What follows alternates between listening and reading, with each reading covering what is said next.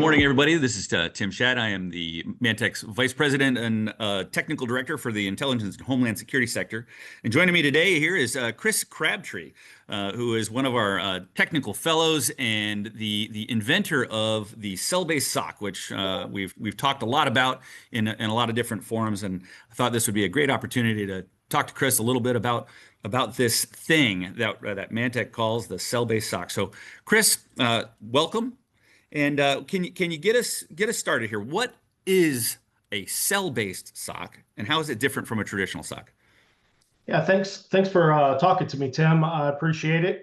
So cell-based SOC is really just a operating model. It's a different approach to doing the way SOCs are organized and the way they function, the way the workflows work.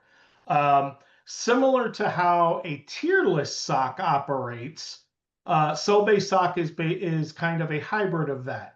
So if you're familiar with how most SOCs, anybody who's worked in a SOC is probably working a tiered version of a SOC, where they have a bunch of tier one guys who basically churn through tens of thousands of alerts and ultimately hand those off to somebody else who does a little bit deeper dive investigation, and then hands it to another person eventually, tier one to tier two to tier three, who's supposed to be the expert that makes sure that everything gets handled.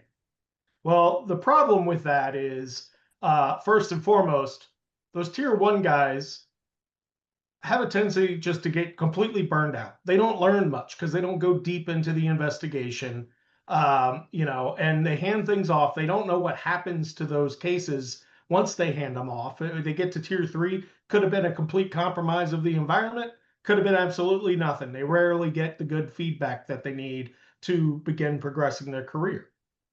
And then there's some other issues that come from that include, hey, well, when it does get to tier three, what happens to it if they don't know what to do with it? Where does it go from there? Because they're the experts. Nobody's going to argue with them. They're going to be like, okay, cool. And I've seen it happen. I'm not saying it happens a lot, but it happens where tier three guy goes, nah, I think it's fine. And they close it out. And because they don't know what to do with it, they close it out, and then you have a compromise of an environment. So then why would we go with that approach in the first place, right? Like that's an interesting question. And it all just stems from back in the 90s when security was basically done by the engineers, the IT engineers, the guys who managed the system. They were the ones that handled any types of, we'll call them cyber attacks, not what they called them then, but we'll just call it that, on their systems. And they weren't really, they were experts at their IT, but they weren't necessarily experts at any kind of exploits or attacks against the systems. So they decided, let's create a team specific to doing cyber, which is a fantastic idea, and it's what we do today.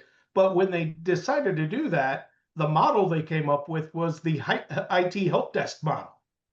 You have a tier one guy. What is that? That's the guy you call when you call the help desk. What does he do? He normally tells you to reboot your machine, right? And he might follow a simple script. And if he doesn't know what to do, he hands it to somebody else, right? And so on and so forth.